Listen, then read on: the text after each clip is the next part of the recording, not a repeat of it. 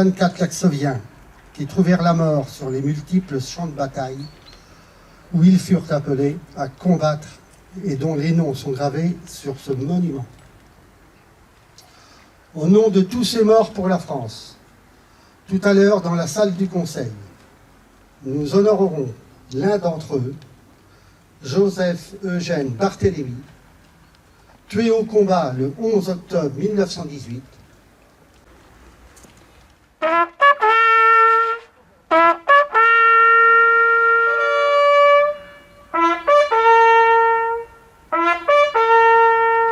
Dufour, président du comité de l'Axou du souvenir français. Décisive de 4 mois, bousculé, battu et jeté hors de France, la puissante armée allemande est donc contrainte à demander la paix.